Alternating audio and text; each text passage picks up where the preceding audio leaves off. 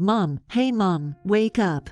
Suddenly shaken awake, I groggily open my eyes to see my daughter's anxious face. I slowly sit up and ask her, "What's wrong? Did you have a bad dream?" "No, Mom, please. Let's run away from Dad now. Hurry." Huh. With that one word, my sleepy mind snaps awake. What follows is a shocking statement from my daughter that leaves me stunned. "I'm Holly, a typical 35-year-old, raising my 7-year-old daughter Maureen while working full-time. Maureen, full of spirit, is adorable, but she's a bit unusual, with a mysterious side. Mom, you forgot your umbrella." Huh. The weather forecast for that day was partly cloudy. It was a day with thick clouds, but occasional breaks of sunshine could be seen. As I tried to leave before my daughter, she stopped me. "It's okay. The chance of rain today is only 10%. You'll get soaked." I dreamt it. "Take your umbrella." She insisted on me, so I brought an umbrella to work, thinking, this can't be true. Just before heading home, encountered a sudden downpour. Surprised, I returned home soaked, only to find Maureen's umbrella next to mine, also drenched. Inside, she proudly greeted me with, "Welcome back, Mom. See, I told you, right." Maureen, even from a young age, had a somewhat mysterious ability to predict the weather and guess dinner menus. Perhaps due to this, she sometimes felt like an outsider among her friends, but she didn't seem to mind. Above all, our family accepted her unique ability as part of her, seeing her as an otherwise ordinary and adorable girl. More concerning than Maureen was my husband, Kenny. He is the same age as me. We met through a marriage agency. At the time, I was a career-oriented woman, focused solely on my job. Despite earning a living and never having had a proper relationship, I was pushed by my impatient parents to register at a marriage agency. My husband at the time was even more charming than he is now. I immediately fell in love. We dated with marriage in mind, and things progressed smoothly to where we are now. Our marriage with Kenny has reached its 10th year. Lately, he's been coming home late, often in the early morning. Maureen is still 7 years old. It's honestly tough juggling parenting, household chores, and work without any help from Kenny. When I asked him why he is away so often, he said, "In this day and age, everything costs money. I need to save up as much as possible for our daughter. You never know what might happen, so I'm working hard like this." Unable to argue when it's for Maureen, I found myself juggling work, household chores, and parenting every day. One day, when I greeted Kenny, who had returned home unusually early, he had a desperate expression on his face. Moving our daughter aside, I asked, "What's wrong?" "Something happened. Actually, I want to quit my job." "What?" This was completely unexpected. Listening to him after Maureen went to bed, it seemed he was struggling with work relationships and lacked fulfillment, finding it increasingly difficult to go to work. "Please, it's too much. When I calm down, I'll find a new job.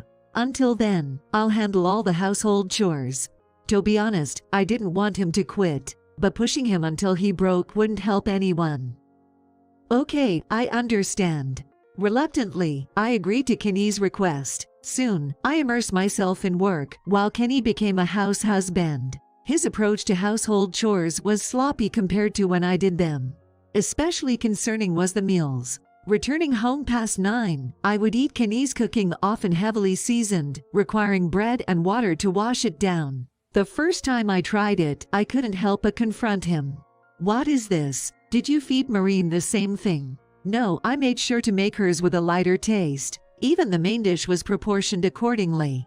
I thought since you must be tired, stronger flavors would be better. "It's too salty." "I'll be fine with the taste for Maureen. Please, pay more attention to the amount of salt." No matter how many times I said it, the seasoning hardly changed. When I left food uneaten, he'd say, "We'll eat it together with Maureen tomorrow."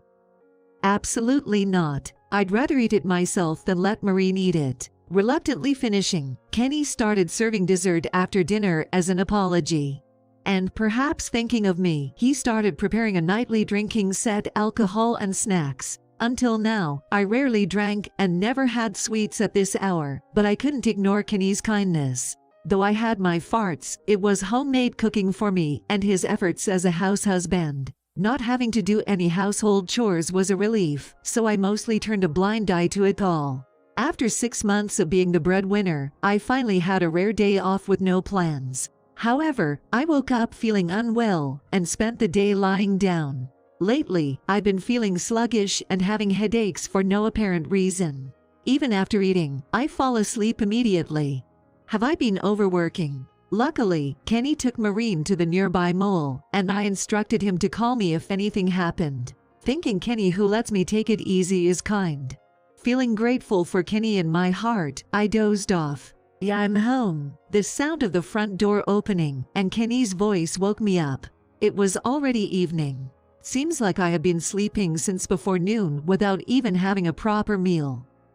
Welcome home. Sorry I couldn't play with you. Did you have fun? I asked Maureen, who was holding a palm-sized character mascot that she probably got from him. She quietly nodded with her eyes downcast. I tilted my head at her unusual behavior. What's wrong? Did something happen? Maybe she's tired from walking around all day.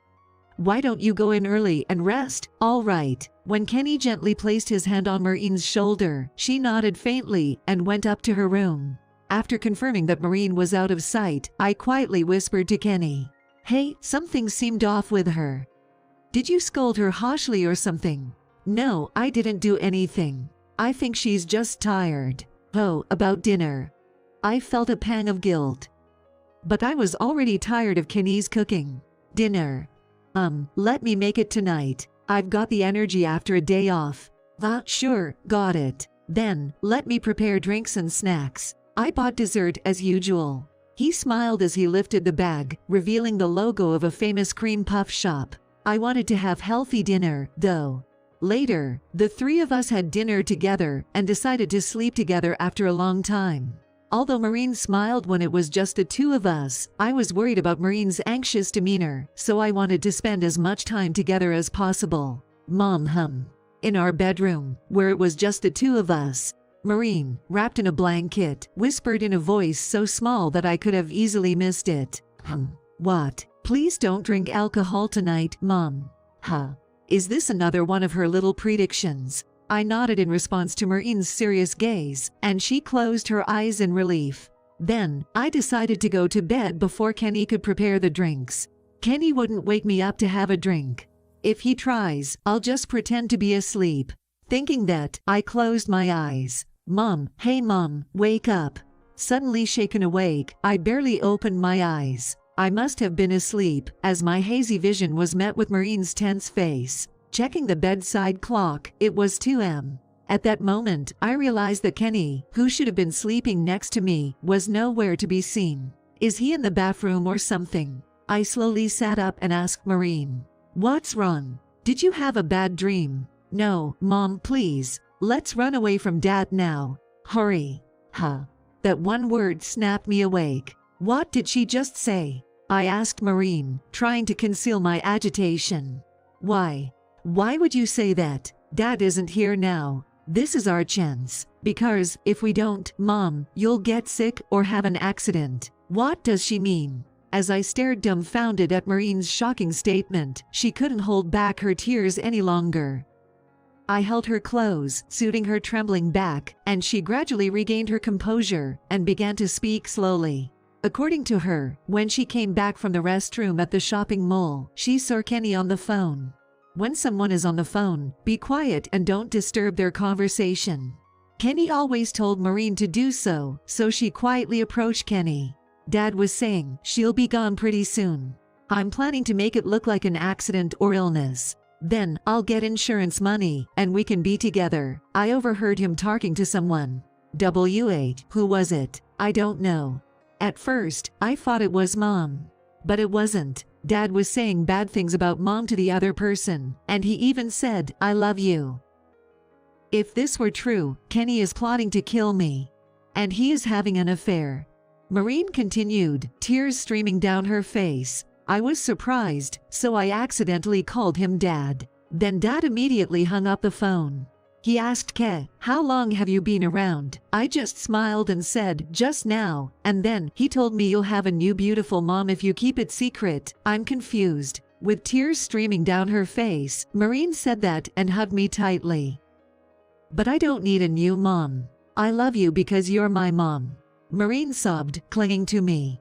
In that moment, I felt both regret for letting her say such things and anger towards Kenny. Marine stood up against her father, protecting me. How frightening it must have been. How much courage it must have taken. Later, holding Marine tightly, we headed downstairs. Confirming Kenny's favorite shoes were missing, I believed Marine's words, and any trace of trust in Kenny vanished. According to Marine, it wasn't the first time Kenny had gone out late at night. She had seen him leave the house multiple times when she went to the bathroom at night. Why didn't I notice until now? Even if I was asleep, if she saw him multiple times, it must have been frequent. As doubts about Kenny swirled in my mind, Marine squeezed my hand tightly.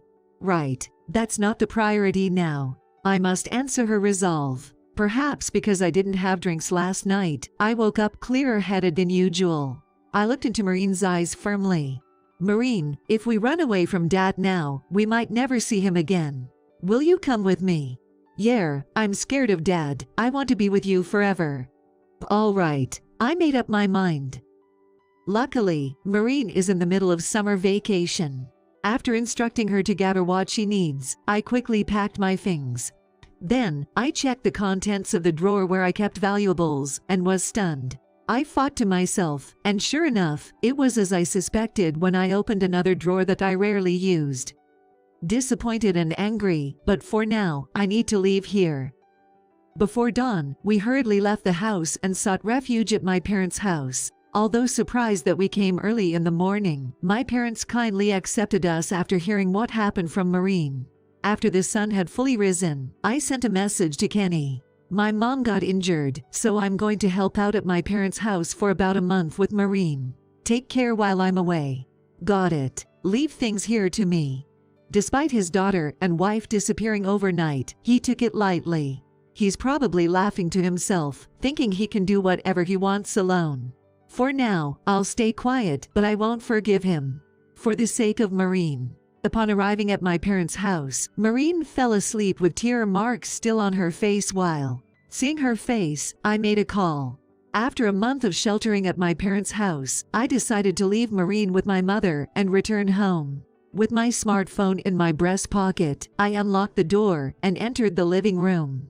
Kenny was sitting with his head in his hands, but when he noticed me, he smiled as if nothing had happened. "Welcome back, coming home so suddenly, you startled me.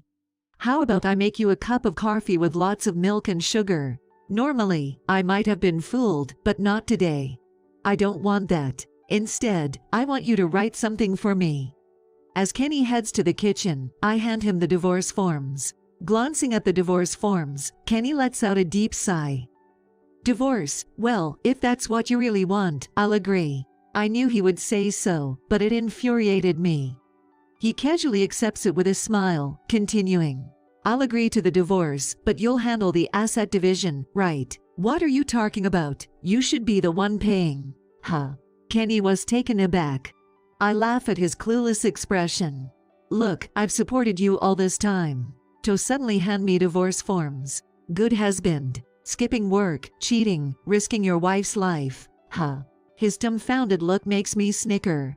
I retrieve a small bottle of pills from a drawer I rarely use, showing it to him. The label reads, "For stubborn insomnia. One pill ensures a sound sleep until morning." That's because I couldn't sleep. Just look at this. Since I left, the pills haven't decreased. I even took pictures of them before leaving. Shall we compare? Don't talk nonsense. Do you have proof that I gave those to you? Conversations with your mistress. I know everything. Huh?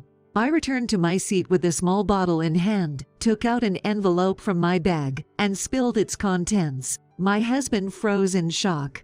Of course he did. It was a printout of enlarged messages from the messaging app received from his mistress. "I want to see you, so let's skip work. Wait for me. I quit my job, so we can talk more from now on. I love you. I've got something good. She won't bother us anymore. During that time, I can come to see you. We'll be together soon. Please wait until then, my princess." In the past, there were lies about overtime and elaborate plans to make me disappear under the guise of an accident or illness. Looking back now, the meals Kenny prepared for me, meant to be for my sake, were high in salt, high in fat, and included high-sugar desserts. It's no wonder my health deteriorated. In addition, it seems that alcohol was tampered with while I was taking a shower. I rarely drank, so I didn't notice, but when I drank the same thing at my parents' house, I was surprised by the difference in taste and simultaneously became convinced. Since I started eating your meals, I've felt strangely tired. I fall asleep quickly and don't feel refreshed afterward. It makes sense now. Alcohol and this medication. It's the worst combination. Depending on the situation. Kenny's face turned pale as he nervously shifted his gaze. Why do you have that anyway? Did you sneakily check my phone? That's a privacy violation. No, it's not. I got it from your mistress. Huh. Flipping over the second envelope, I showed it to Kenny, who turned pale. Of course, the scattered photos depicted me fooling around with a young girl. As soon as I returned home, I believed Maureen's words and contacted a detective agency to investigate Kenny's whereabouts. He probably didn't think I'd suspect anything. Within 3 days of us being away from home, Kenny had brought his mistress over and was living as if in a honeymoon phase. Finding out about his mistress was easy, and I quickly learned everything from her real name to her workplace. I negotiated with your mistress a few days ago. I showed her the photos and told her that if she testified and provided evidence to benefit us, I'd reduce the compensation. She willingly handed over her phone to me. Kenny alternated between looking at the phone and the photos. He muttered something about betrayal. I placed the divorce forms on the table. Now, let's get to the point. We have enough evidence, and we could report this to the police, but I don't want Maureen's father to have a criminal record. So what? Sign the divorce forms. Also, alimony, compensation, child support, though, and the savings you squandered on your mistress. You'll pay for that too, right? Wait. It was just a fling. Divorce, that's too much. Whether it was a fling or not doesn't matter. You betrayed your family.